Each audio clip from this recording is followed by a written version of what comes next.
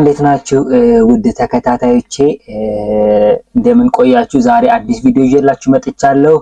ለዚህ ቻናል አዲስ የሆናችሁ ሰዎች ሰብስክራይብ እያደረጋችሁ ቤተሰብ እንድትሆኑ ጥያቄን አቀርብላችኋለሁ። እንግዲህ ከዚህ በኋላም ቪዲዮዎች እንዲደርሷችሁ በጤና ዙሪያ የተሰሩ ቪዲዮዎች እንዲደርሷችሁ የደውል ምልክቷን እንድትነኩ ጠይቃችኋለሁ።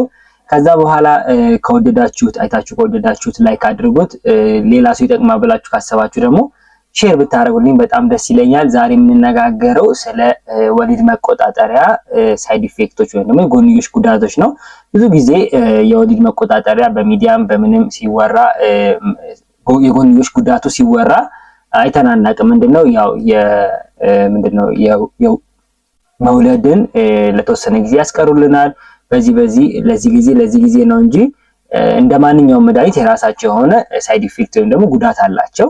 ስለዚህ ማንኛውም ሰው የማወቅ መብትም አለው፣ ጥንቃቄም ሊያደርግ ይገባል ማለት ነው። ስለዚህ አጠቃላይ ስለ ወሊድ መቆጣጠሪያ እንክብሎች ሳይድ ኢፌክት ወይም ደግሞ የጎንዮሽ ጉዳት እንነጋገራለን ማለት ነው። ቪዲዮውን እስከመጨረሻ ድረስ ተከታተሉት።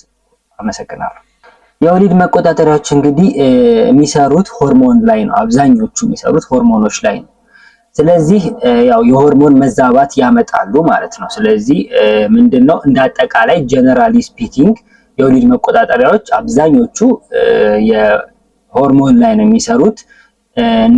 እንደዛም በመሆኑ የሆርሞን መዛባት ያመጣሉ። እንግዲህ የሆርሞን መዛባት አብዛኛውን ጊዜ ከ2 እስከ 3 ወር ጊዜ ሊቆይ ይችላል። ነገር ግን አንዳንድ ሰዎች ላይ ከዛ ማለፍ ያለ መዛባት የሆርሞን መዛባት ሊያመጣ ይችላል ማለት ነው። እነዚህ የጎንዮሽ ጉዳቶች ከሰው ከመድኃኒት ከሁኔታዎች አንጻር ቢለያዩም አጠቃላይ ጠቅለል አድርገን ጀነራል የሚያመጡትን ሳይድ ኢፌክት ወይም ደግሞ የጎንዮሽ ጉዳቶች ዋና ዋናዎቹን እናነሳለን ማለት ነው። የመጀመሪያውና አብዛኞቹ ሴቶች ላይ ወይም ደግሞ የወሊድ መቆጣጠሪያ የሚጠቀሙ ሴቶች ላይ ሀፕን የሚያደርገው ምንድነው?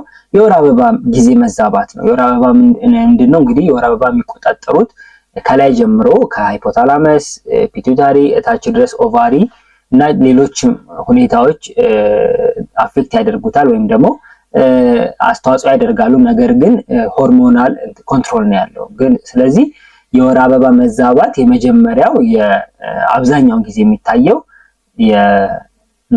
የሆርሞናል ችግር ወይም ደግሞ በሆርሞን መዛባት ምክንያት የሚመጣ የጎንዮሽ ጉዳት ነው፣ ሳይድ ኢፌክት ነው ማለት ነው። ይሄን የወሊድ መቆጣጠሪያ የሚጠቀሙ ሰዎች። ሌላው እንግዲህ አብዛኛውን ጊዜ ከዚህ ከወር አበባ መዛባት በኋላ ደግሞ የሚታወቀው የክብደት መጨመር ነው። የክብደት መጨመር እንግዲህ በሁለቱም አይነት የወሊድ መቆጣጠሪያዎች ወይም ደግሞ ኢስትሮጂን ፕሪዶሚናንት እና ፕሮጀስትሮን ፕሪዶሚናንት በሁለቱም ሊከሰት ይችላል። ነገር ግን አብዛኛውን ጊዜ የሚከሰተው በኢስትሮጂን ፕሪዶሚናንት በሆኑት የእንክብሎች ነው። ይሄ ምንድነው? የስብ መጠንን በሰውነት ውስጥ የስብ መጠንን ስለሚያበዛ ነው የክብደት መጨመር የሚያመጣው ማለት ነው። ሌላው ጉዳት የሚያመጣው ደግሞ ምንድነው? የጡት መጠን መጨመር ሊያመጣ ይችላል። እንግዲህ ይሄ የጡት መጠን መጨመር ከሰው ሰው ይለያያል። ቅድም እንደነገርኳችሁ እነዚህ የጎንዮሽ ጉዳቶቹ ከሰው ሰው ይለያያሉ። ነገር ግን የጡት ይሄ መጨመር ማለት ከልክ ያለፈ ወይም ደግሞ ከተለመደው ውጪ ከልክ ያለፈ ከሆነ ወደ ጤና ተቋም መጥቶ መታየት ያስፈልጋል ማለት ነው። ነገር ግን ይሄ አንደኛው የጎንዮሽ ጉዳት ነው የወሊድ መቆጣጠሪያዎች። ሌላው ደግሞ የልብና የደም ስር ችግሮችን ሊያመጣ ይችላል። ምንድነው ይሄ?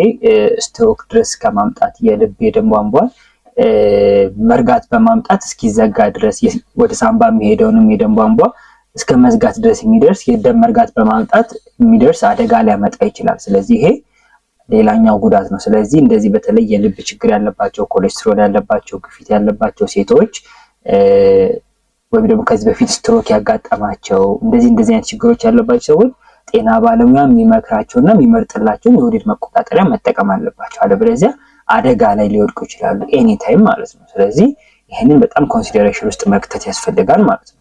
ሌላው ደግሞ በእነዚህ በወሊድ መቆጣጠሪያዎች አማካኝነት የሚመጡ ካንሰሮች አሉ። ከነዚህም ውስጥ የጡት ካንሰር እና የማህፀን በር ጫፍ ካንሰር አንዱ ናቸው። እንግዲህ ይሄ የሚያመጣው ምክንያት ምንድነው?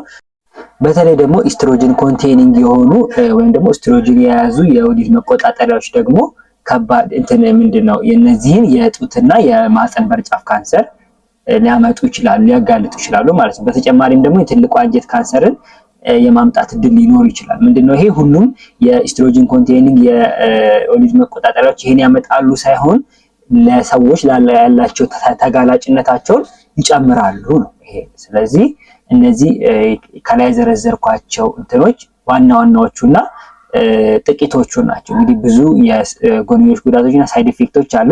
ይህንን ቪዲዮ ያመጣሁበት ምክንያት ምንድነው? ማንኛውም መድኃኒት የሚወስድ ሰው ስለ መድኃኒቱ ሙሉ መረጃ ሊኖረው ይገባል።